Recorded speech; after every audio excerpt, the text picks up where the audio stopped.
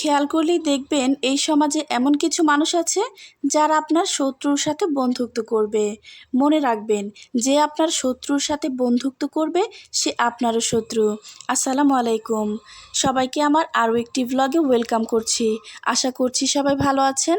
আলহামদুলিল্লাহ, আমিও আমার পরিবার নিয়ে ভালো আছি। আজকের ভিডিওতে দেখাবো কিভাবে যে কোনো শাক আপনি ফ্রোজেন করবেন এবং ফ্রোজেন শাক যেভাবে আপনি কালার ঠিক রেখে আবার সেটা রান্না করে খেতে পারবেন। তো এখানে পালং শাক নিয়েছি, আমি এখানে 2 মুঠা শাক নিয়ে এসেছিল। তো আজকে আমি অন্য একটা তরকারি রান্না করেছি, এর জন্য শাকটা আর রান্না করব না, তাই শাকটা আমি ফ্রোজেন করব আর সাথে সাথে কিছু সবজি। অনেক সময় দেখা যায় যে নর্মাল ফ্রিজে যে কোনো শাক, ধনিয়া পাতা এগুলো রাখলে কিছুদিন পরই হলুদ হয়ে যায়, আর হলুদ হয়ে গেলে সেগুলো কিন্তু আর খাওয়া যায় না, ফেলে দিতে হয়, একটা অপচয় হয়ে যায়। তো আমরা যারা গৃহিণীরা আছি এভাবে একটু বুদ্ধি খাটিয়ে কাজ করলে জিনিসগুলো কিন্তু নষ্ট হয় না।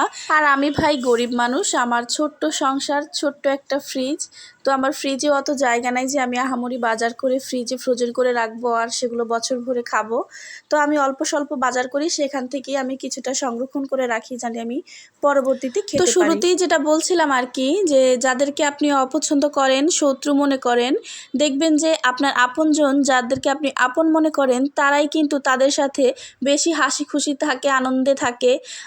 দেখবেন যে আপনার অবর্তমানে তারা কিন্তু আপনাকে নিয়ে সমালোচনা করছে, আপনার বদনাম করছে, আবার আপনার ক্ষতি করারও চেষ্টা করছে।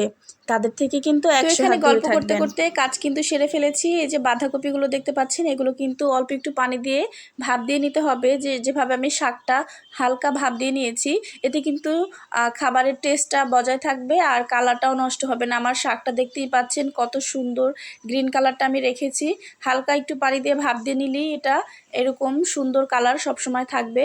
আর রান্নার সময়ও কিছু টিপস আছে যেটা আপনি ফলো করলে এভাবে রান্নার পরেও শাকের কালারটা সুন্দর থাকবে। এখানে আমি কিছু ধনিয়া পাতাও কুচিয়ে নিচ্ছি, এখানে 1 মুঠা ধনিয়া পাতা আছে।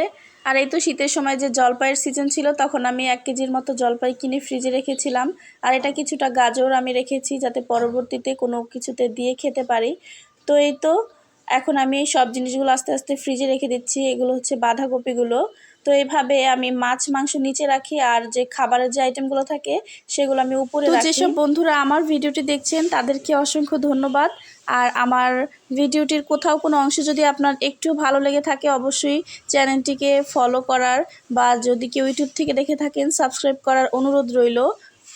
আর এই তো শাকটা রান্না করার সময় আপনারা অবশ্যই শাকটা ফ্রিজ থেকে বের করে তরকারির মধ্যে দিয়ে দিবেন, এতে কিন্তু শাকের কালারটা ঠিক থাকবে। আর আপনি যদি বের করে রেখে দেন আর 2-3 ঘন্টা পরে রান্না করেন, এতে শাক থেকে পানি ছেড়ে দেবে আর শাকের কালারটাও নষ্ট হয়ে যেতে থাকবে।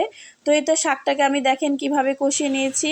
অল্প আঁচে চুলার উপরে দিয়ে রাখবেন, প্রথম অবস্থাতে পানি দিবেন না, এবং শাকটা যখন গলে আসবে তখন একটু ঝোলের পানি দিয়ে শাকটা কিন্তু একটু নেড়ে চেড়ে ধনিয়া পাতা দিয়ে নামিয়ে নেবেন।